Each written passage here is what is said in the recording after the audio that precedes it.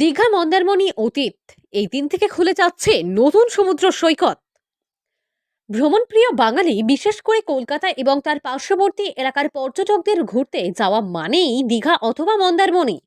এই একই জায়গায় বারবার এসে অনেকের কাছেই তা একঘেয়েমির জায়গা হয়ে দাঁড়িয়েছে। তবে কাছে পিঠে আর কোনো ভালো সমুদ্র সৈকত না থাকার কারণে একঘেয়েমি জায়গাতেই পর্যটকরা বারবার আসেন। এবার এই একঘেয়েমি জায়গা দূর হতে চলেছে নতুন সমুদ্র সৈকতের হাত ধরে। দীঘা এবং পার্শ্ববর্তী এলাকাকে আরো আকর্ষণীয় করে তোলার জন্য নতুন নতুন সমুদ্র সৈকত পর্যটকদের জন্য খুলে দেওয়া হচ্ছে। গত এপ্রিল মাসে ঢেউসাগর এবং ভোরসাগর নামে দুটি সমুদ্র সৈকত খুলে দেওয়া হয়েছিল পর্যটকদের জন্য।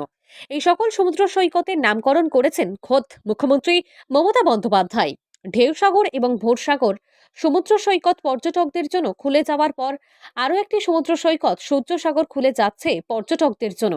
এই নতুন সমুদ্র সৈকতের নামকরণও করেছেন মুখ্যমন্ত্রী মমতা বন্দ্যোপাধ্যায়। যদিও নতুন এই সমুদ্র সৈকত খোলার জন্য আরো দিন কয়েক অপেক্ষা করতে হবে পর্যটকদের বলে জানা যাচ্ছে।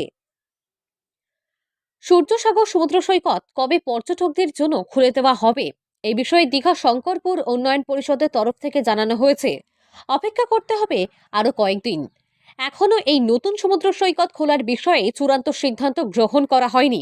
সূত্র মারফত জানা যাচ্ছে পরিকল্পনা করা হচ্ছে নতুন সমুদ্র সৈকতে পর্যটকদের জন্য কি কি করা যায় তা নিয়ে নির্দেশ মতো সব কাজ করা হবে এবং সেই মোতাবেক পরিকল্পনা করা হচ্ছে।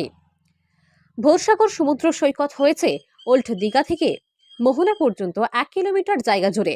লম্বা এই সমুদ্র সৈকতের সৌন্দর্যায়ন করা হয়েছে এবং স্লোপের পাশাপাশি করা হয়েছে বসার জায়গা। ঢেউসাগরের মতোই ভোরসাগরকে সাজিয়ে তোলা হচ্ছে। তবে এর থেকেও আকর্ষণীয় হয়ে উঠতে পারে সূর্যসাগর সমুদ্র সৈকত বলে জানা যাচ্ছে।